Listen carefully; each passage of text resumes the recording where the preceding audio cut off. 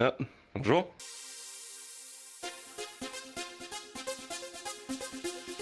Malgré la technologie naissante qu'est la VR et ses contraintes techniques encore prononcées, ses utilisateurs, professionnels et passionnés, essaient de s'approprier ce nouvel univers musical.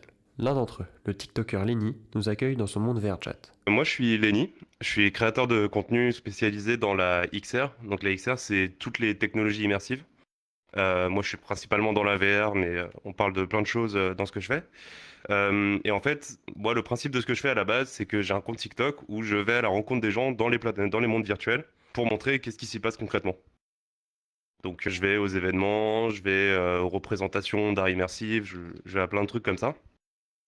Et je vais rencontrer les gens, filmer, expliquer ce qui se passe, etc. Depuis quelques temps, j'ai découvert la scène, ce qui s'appelle la scène rave en VR, ce qui est en fait les soirées virtuelles. Et avec mes potes, on s'est pas mal pris au truc. Et on a commencé à créer nos propres soirées. Et aujourd'hui, c'est une partie de notre activité, c'est-à-dire qu'on organise aussi des soirées en virtuel où on fait des DJ sets, où on fait des événements, des tournages, etc. La VR permet une liberté de création quasi infinie et est une véritable mine d'or pour tout artiste, autant visuel que sonore. Les influenceurs, eux aussi, peuvent profiter de cette nouvelle gamme d'effets en s'appropriant les technologies nécessaires. Avec l'évolution du métaverse, les influenceurs et les réseaux sociaux devront s'adapter à ce nouvel univers et à ses outils, mais aussi à de nouveaux concurrents. En effet, les influenceurs virtuels, dont le nombre dépasse les 150 dans le monde, devraient exploser dans les prochaines années. Ces influenceurs tels que Lil Mikila ne sont pas faits de chair et de sang, mais posent tout de même pour des marques de mode sur les réseaux sociaux. Nous entrons dans son studio virtuel, l'endroit où toutes ces vidéos sont tournées. Donc, en fait, c'est ici que je tourne beaucoup mes vidéos. C'est ce que j'ai l'habitude d'utiliser pour te résumer rapidement. En fait, tu as un grand fond, tu vois, de couleur unie. Tu peux en choisir la couleur. Tu peux aussi choisir d'en faire un vrai fond vert, tu vois, genre complètement uni pour faire de l'incrustation et des trucs comme ça. Mais ça, à titre perso, je m'en sers très peu.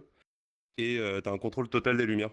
Tu vois qu'en fait, je peux, par exemple, dire cette lumière-là, elle est bleue. Hop, voilà, elle va être plus forte, mais plus petite. Tac, enfin, tu peux un peu faire les réglages comme tu veux. Et après, les petits boules que tu vois là, ça permet de choisir où ça va viser. Donc par exemple, hop, je vais m'en mettre une là, hop, et celle-là, je vais la mettre comme ça.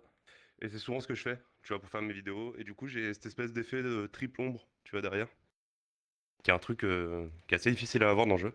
Ces modélisations sont un réel avantage quant aux concerts classiques. DJ amateur, Lenny a assisté à de nombreux concerts en VR, ce qui lui a donné l'envie de faire son propre concert sur VRChat. Il a alors découvert comment se déroulaient ces soirées, l'importance de la partie visuelle des concerts VR, mais aussi les problèmes techniques qui peuvent apparaître lors de ces soirées. Un DJ set, c'est pas vraiment un concert, c'est une soirée. Ouais, on pourrait appeler ça un concert de DJ, c'est-à-dire que c'est une soirée où des DJ vont faire chacun un mix. Tu vois, on va dire qu'il y aura par exemple 4 DJ qui seront présents, qui vont faire chacun un mix de temps de temps. Et donc en général, c'est sur un thème donné ou une ambiance particulière, machin, ou un genre musical. Mais ouais, du coup, l'idée, c'est vraiment une soirée avec des DJ qui se relaient, quoi. Alors, Intempestif, pour le coup, c'était plus. On peut plus voir ça comme un spectacle son et lumière que vraiment un concert. Parce que c'était des DJ sets, mais préenregistrés. En fait, on s'était juste mis au défi de faire des DJ sets nous-mêmes. Et le truc a pris une ampleur. Enfin, en fait, à la base, l'idée était très simple, mais en fait, une idée plus une idée plus une idée. Et du coup, on a fait un truc très très chiadé, tout un écosystème autour du truc. Mais bref, l'idée c'était de faire des DJ sets, sauf qu'on n'est pas spécialement DJ. Donc, on a fait nos sets, on les a préenregistrés, tu vois, on les a préparés à l'avance dans des logiciels de montage, des trucs comme ça. Et on a travaillé de fou sur la partie visuelle du truc. C'est-à-dire que dans la salle où on était pour Intempestible, on avait un grand écran derrière, sur un écran géant. Au plafond, des espèces de haut-vents qui aussi retransmettent des images. Et en fait, on pouvait choisir de passer tel visuel derrière nous et tel visuel au plafond qui pouvait être différent, et de jouer sur les deux. Et en fait, bah, chacun de son côté a fait des trucs différents. Moi, j'avais fait un set avec que du rap. Et du coup, je me suis mis dans l'idée de faire un long clip de 30 minutes sur tout le long de mon set. On a Psychlo chez nous qui, lui, a plus voulu jouer le côté immersif et le côté ambiance. Et du coup, a vraiment fait des trucs où, par exemple, je sais pas, il voulait amener une ambiance verte. Sur l'écran derrière, il avait son visuel. Au-dessus, c'était tout vert avec une texture et toutes les lumières passaient au vert d'un coup. Et du coup, en fait, tu te retrouvais vraiment plongé, tu vois, dans la DA ou dans laquelle il essaie de t'amener, tu vois. Et voilà, on a eu différents trucs. On a eu Corn Pop, qui a aussi fait un peu des clips, et en même temps, qui a fait des trucs un peu marrants. Elle s'est filmée, elle a pris des bombes de peinture, elle s'est filmée en vrai, elle a fait un grand tag FC intempestible dans sa ville, et elle l'a inclus après dans ses visuels. Et bref, on a chacun amené des petits trucs comme ça sur la table. Et du coup, bah, l'idée pour les gens, c'était voilà, de faire la fête, de voir les visuels qu'on avait préparés. Mais la plateforme VRChat ne permet malheureusement pas de jouer en direct en ce qui concerne les instruments. Ouais, il y a quelques trucs qui se font. Alors, des musiciens, il y en a peu parce que en fait, il y a une problématique sur VRChat qui est dans le technique.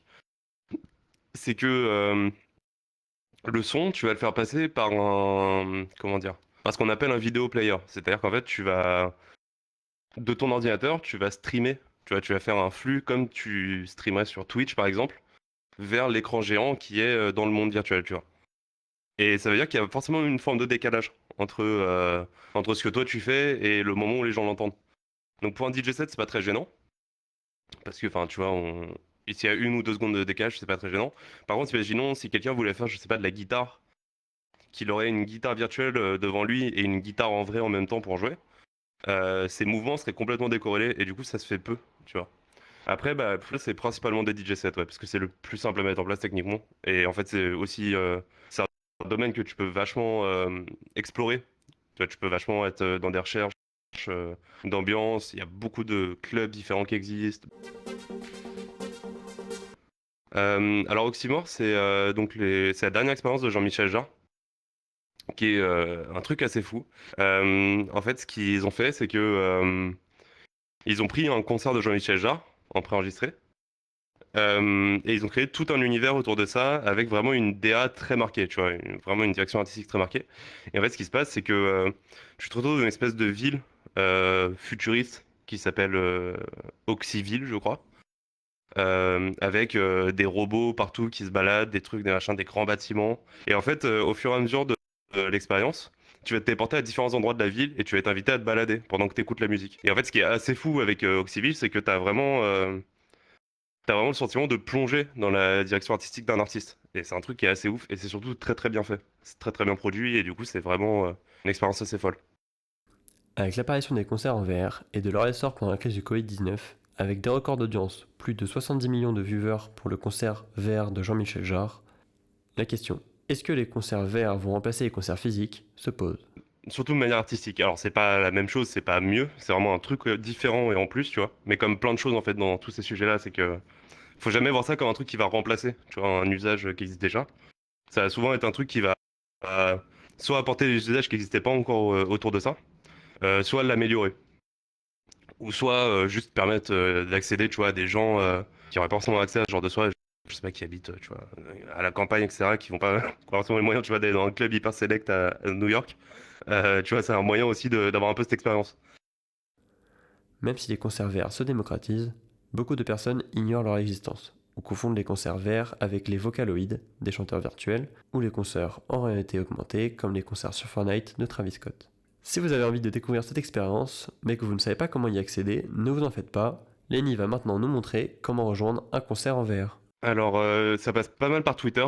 En fait, moi, de manière générale, tout ce que je trouve sur VRChat, la plupart du temps, c'est par Twitter, bouche à oreille.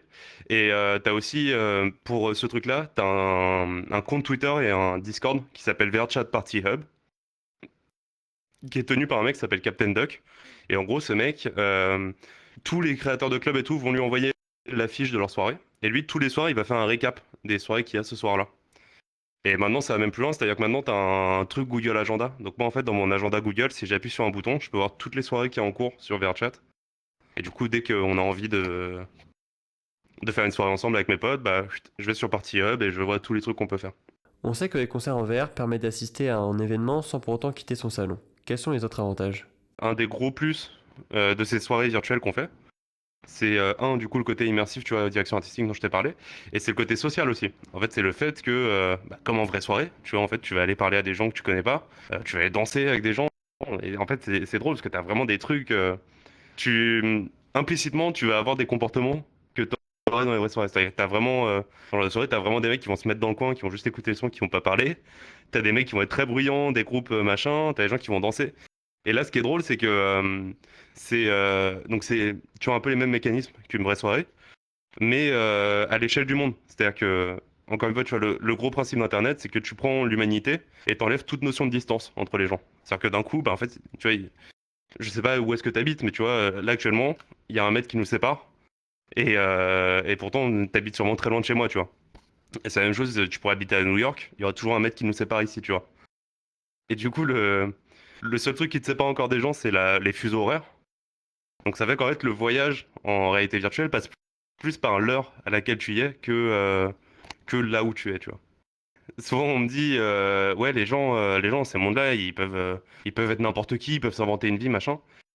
Et en fait, non, c'est pas ça, c'est que ici, ils peuvent être vraiment, tu vois, ce qu'ils sont. Tu vois, en fait, et en fait, c'est peut-être dans la vraie vie, où en fait, on a un masque et où, tu vois, on se limite. Parce que notre milieu social, parce que les gens qui nous entourent, parce que plein de trucs. Et ici, il y a tellement une pluralité de gens et de milieux sociaux différents que bah, tu peux t'intégrer à ce que tu as envie, quoi.